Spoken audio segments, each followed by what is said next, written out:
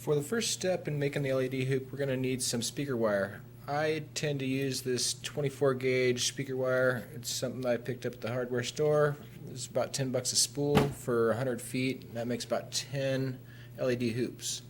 So you want to cut off about 10 feet of speaker wire, and what we're going to do is mark off every 6 inches. So what I've done on this board is just pre-marked it, and then move it along the line, mark it, move it along and mark it, so on and so forth. And then when you get done with that, you want to take your razor and cut in a little bit, just press down, pull it apart, and then take the entire length and split it down the middle. And that way we can get ready to make the individual separations we need to along the line, and that's where we're going to actually place the LED lights themselves. Okay, now that we've got the speaker wire all measured off and stripped and separated, or separated, not stripped yet, we're going to start separating the wire at the exact spots that we've marked off using our wire stripper. What I like to do is take this little spot right here and twist it a little bit. Gives it a little bit more strength when you're twisting it around the LED wire. Then go down to the next one, and so on.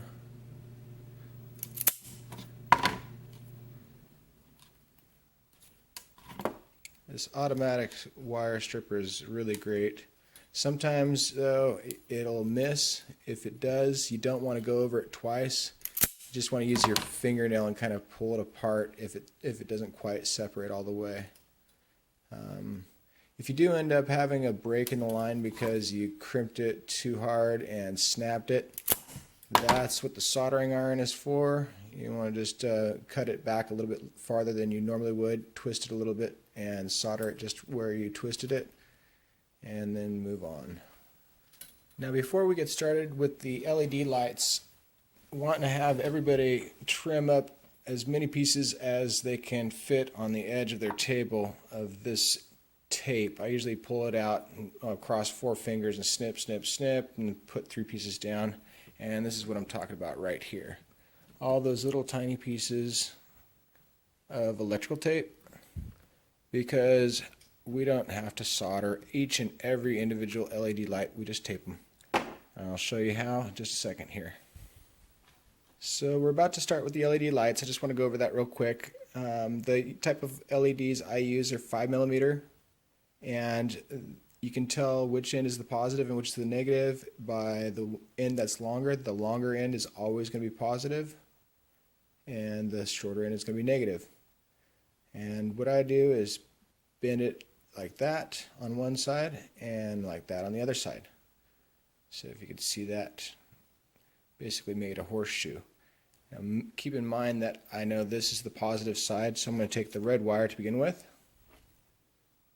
and let's see if I can get this close enough for you. Wrapping it around as many times as possible, scoot that down to the end, and pinch that closed. So you've just kind of made a wrap around and pinched it with that horseshoe that you created. Now you're going to take your negative wire, the silver one, do the same thing, wrap it around a whole bunch of times, and then pinch it closed. And we're about ready to start taping, at least this one right here. Get back in there. Alright, so take a piece of tape, line it along the side, make sure that it closes back on itself because the tape will stay closed if you tape it to itself, and then wrap the silver wire around just to keep it next to it. Then we're going to do the same thing on the other side with a piece of tape.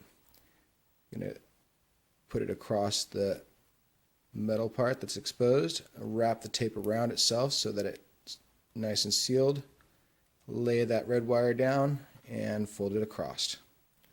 Okay, so that was the first one. That was our green one. I'm going to alternate with these green and red green, blue alternating ones.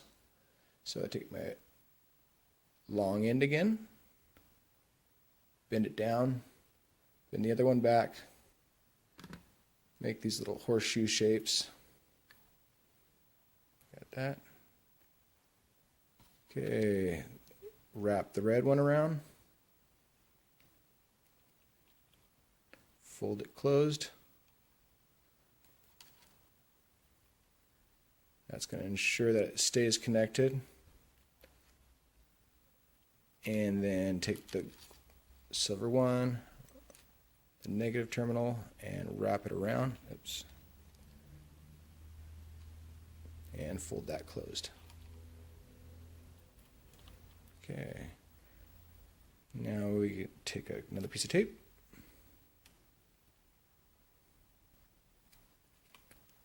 Go through that again. And then wrap it around the silver one. Repeating on the other side with the negative lead. Seal it up, lay that red one down, and fold it over. Okay. So, just a note, this is not an exact science. These do not matter if they're a gaping apart a little bit. You can twist them up if you want to, but it doesn't really matter because it's all going down the tube in a padded case anyway when we put the bubble wrap around it. So we'll just go down. I'll show one more here for demonstration purposes. I'm going to take another one of these LEDs, the RGBs. Take the long end, bend it out, short end, make our little horseshoe. Take the red and wrap it around as many times as I can. And do the same thing again with the negative side. Wrap it around, pinch it closed. Okay, so I'm trying to stay right in the middle of the camera, but it's not really working for me. So take the tape, seal it back on itself, lay the other one down along the side, and wrap them together. Okay. And then one more time with the negative lead. Wrap it around. And there we go. Now at this point, now that I've got a couple of lights on the strand, 3 lights to be exact, I like to test it and make sure that I'm not mixing up the leads on them and that they're all working. You can take any of these coin cell batteries. This is a CR232. They're 3 volts, so they'll at least light them up. Not too bright, but at least it'll give you a chance to check your work and make sure that they work as you go along. Now from this point on, with 3 lights on the strand, you can pretty much check by pinching the coin cell, the positive on the positive side, the negative on the negative side. And it doesn't shock you. It's just real low voltage. And then after every light, go ahead and check it again and again and again. Okay, now fast forward a little bit. We've got this strand of lights that is all completed. They've been set up in this configuration with the green and blinking alternating. I've posted this strand actually on another link in Instagram. So here we go. And as you can see, just like the other ones, we've got the tape going around it on both sides. And we've got our strand of LEDs. Okay, on to the next step. Now we need to get the bubble wrap ready to wrap around the LED strand. I've got this 4-inch roll right here, but 4 inches is really too wide. So what I'm going to do is I'm going to roll up about 10 feet of this, and then after I've rolled up 10 feet, just take this knife and cut it straight down. So I'm going to pause this right here while I get that amount. I've got my roll of bubble wrap here. I'm going to take this and just cut it right down the middle like a cut in a loaf of bread.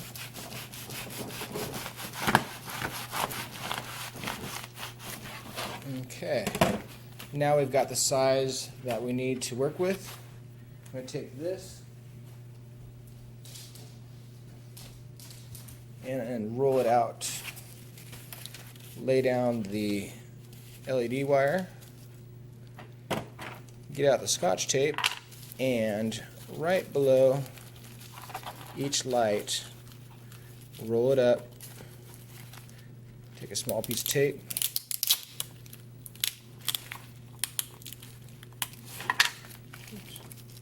and wrap it in a circle. Okay, we're going to go ahead and leave this last bit exposed for right now. We'll trim it up when we're ready.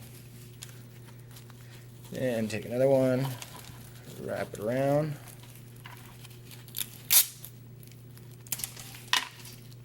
And be generous with the Scotch tape. Sometimes if I put too little, it'll come apart. And we don't really care if it's separated around the wires because we're not really worried about protecting those. We're just worried about protecting the LEDs themselves.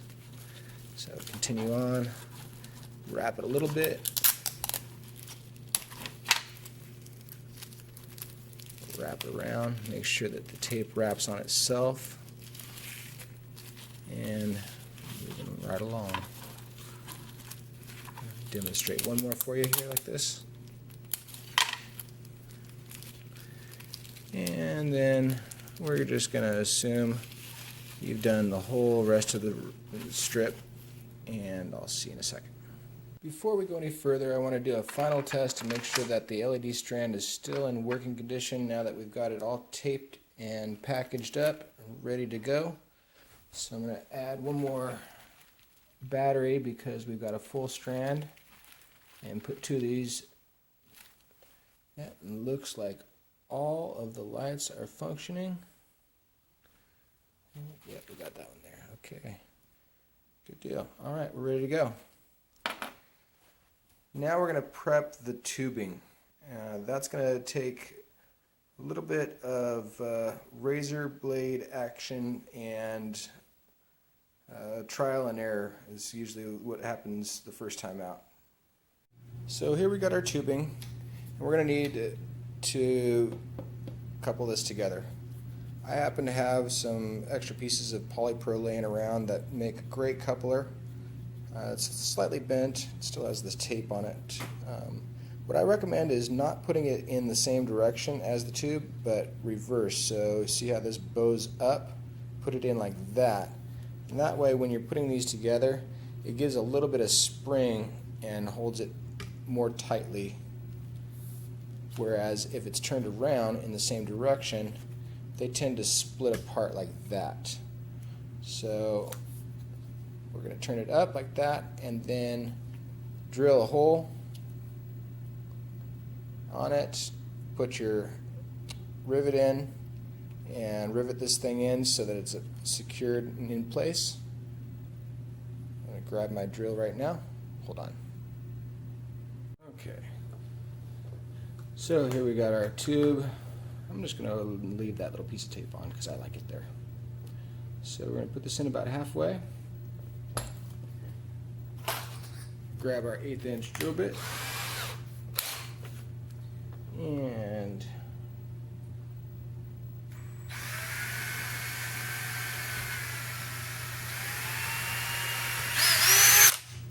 there we go. Take one of our rivets,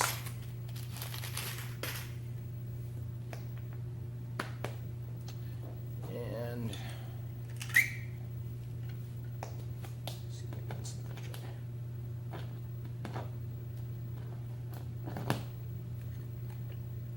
rivet it out. Alright, now we've got our riveted end here. This side is going to slide in here, and then we're going to add a push button connector on the other end using a 1/4 inch drill bit. I'll show you here in just a minute. Okay, for the push button connector, you're going to want to push the whole thing together as tightly as you can. And I've got 1/4-inch button connectors, so I got a 1/4-inch drill bit here. And right next to about the same distance, I want to drill that 1/4-inch hole. Be careful not to go through the whole thing. So now we've got our hole, and this is where we'll put the push button connector. I'll demonstrate how to put the push button connector in, but we're not going to put it in right away. We're going to need to take it back out, so I'll end up fishing it out here in a sec. But you slide it all the way in there, back to where the hole is, and then it pops up through there. And now that looks familiar to some of you hoopers, and so on. Okay, now we got our lock connector. Alright, now we're ready to fish the LED wire through our tubing. So I'm going to take this wire, and this is how we're going to pull it through once we get it onto the other side. So keep feeding this through.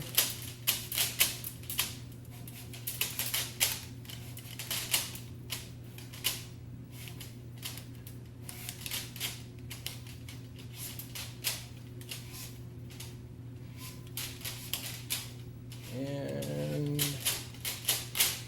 there. Okay, we're on the other side. Now what we're going to do is we're going to take the end of this, we're going to tie a little string to it, and then do a loop around the end of our LED wire, and I'll show you how to do that here momentarily. So here I've got the LED strand trimmed up from that one side, and you want to have the end with the most slack available, no pun intended, for those slackers out there. And then I've got this piece of hemp cord that I've tied to the end of the wire, and I'm going to loop it around like so.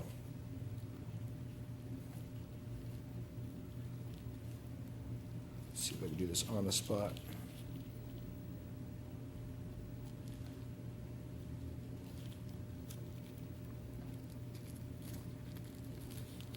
Okay.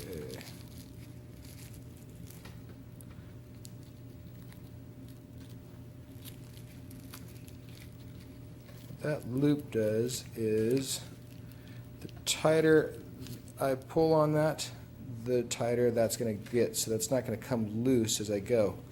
Now the idea is that it's not going to need to be pulled on too tight, but it will hold it firm. And now I just start pulling on the other end,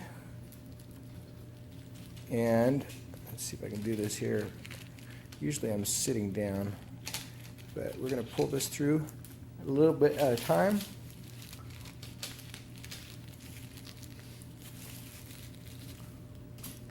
Pull on the wire a little bit more, and let some more down. This is, for those of you who've made LED hoops, they know, the most frustrating part, because typically this might require 2 or 3 times of pulling it out and pulling it back in before you finally get it, because you don't want to pull too hard because you don't want to risk breaking the strand, and that is just a slight art that comes with time, and so on and so forth. Alright, we're going to go ahead and fast forward to this thing being all the way into the tube and ready to attach the battery. Before we add the power supply, the battery here, we need to add a switch so we can turn it on and off without opening up the hoop. You can get these little switches at Radio Shack, and I recommend grabbing a couple of them, because you might fry the first couple when you're trying to solder them. This is one of the few junction points that I do recommend soldering on. So this is a 2-pole switch, and that's all you really need. Later on down the road I might do another tutorial and describe what you can do with a 3-pole switch and adding a second line if you wanted to have multicolored hoops. So anyway, what we're going to do is we need to notch a hole with an X-Acto knife I've already marked it with a black permanent ink marker, and I'm going to go ahead and cut this out right here, and I'll see you in a second. Now that we have our cut hole, we're going to back out a little bit on the red wire and pull it through that hole so that we can work with it a little bit. So we want to leave this silver wire, the negative lead, out. Excuse me. And let's see how long it's going to take me to get this dug back here.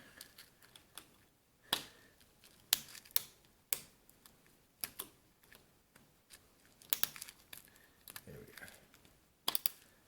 This is why I usually do the cut twos on these videos, so that you don't have to see all this stuff. You just see what matters. Okay, so this matters. Now that we got this wire out and our silver wire, the negative lead, coming out of here, we can start a couple of solders. Alright, now these little battery cases, you can get these at Radio Shack like I mentioned. They typically don't fit in the tubing right away. So what I do is take a pair of scissors and I'll cut around right there and again right there, and then get that little spot off right there. That makes them slide in and out much easier, and they don't get caught in the tubing and make you pull on the wire needlessly. Another thing I personally like to do is I'll tape these things down because we need the leads to go in one direction, and that usually requires adding a second piece of red wire just to even out the ends. So at this point we will go ahead and make a solder right here. We're going to put the LED strand on the end one here, and then the battery will go onto this one. We'll have to fish this wire up through, and as you can see, this wire is just not going to be long enough. So I'm going to do a cut to and magically lengthen this wire. Okay, as you can see, I've got this battery fished up through this end, and I've got the end of the red wire attached to the switch, and the end of the LED strand also attached to the other pole of the switch. So now I'm going to solder just that little point right there. Hopefully this is hot enough already.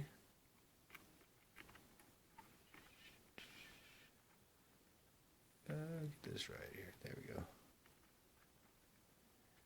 There we go. Okay.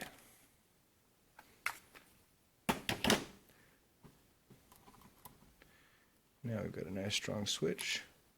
From here, I still recommend taking a piece of tape just to make sure that these don't ever get bent together and touch, and create a permanent on switch. And do the same thing on the other side.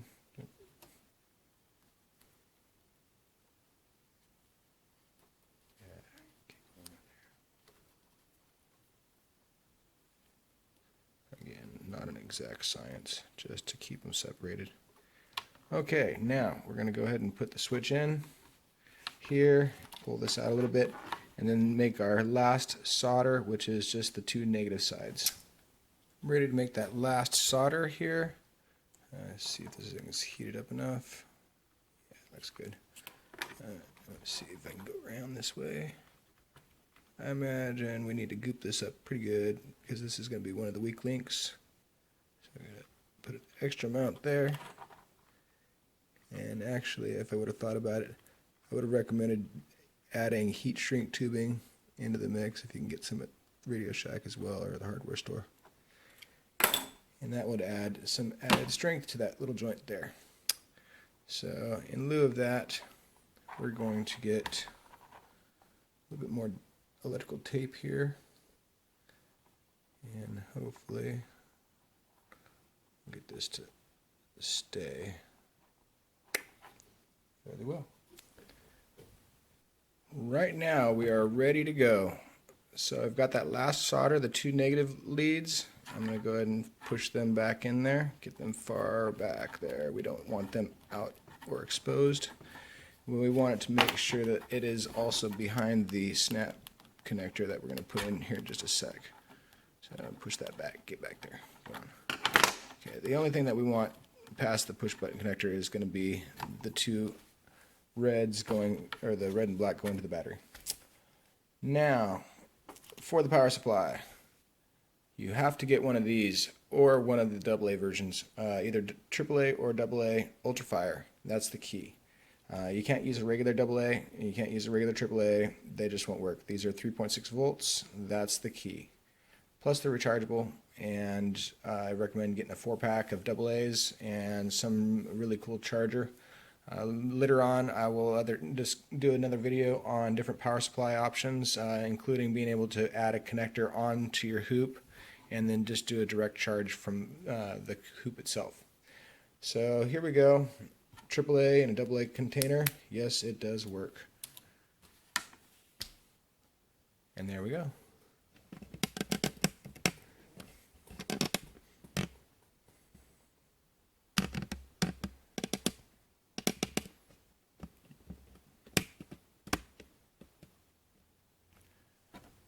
One of the things you'll want to do once the switch is installed is cut it down a little bit so that it's not knocking every time you put your hand on the outside of the hoop.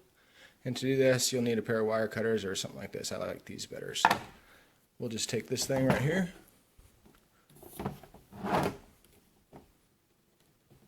butt it up right nice and close, get it in the picture frame so you can see it. Just like a pair of fingernails, and the switch still works. It's just a little shorter. So for our last step, we installed the push button connector, slid that back, making sure that just the two wires going to the battery is sticking out in front of that. The rest are all behind. Now, I'm going to slide the battery into the hole all the way back. Let's see if I can do this without popping it. Get in there. There we go. And it's connected. There it is. There we go. Let's go check this out. And there you have it. We just made an LED hoop.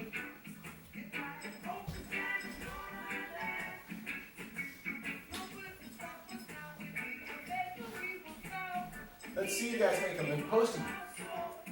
Find me at Hula, Instagram, or just here on YouTube. Looking forward to seeing somebody use this to make a hoop. Enjoy.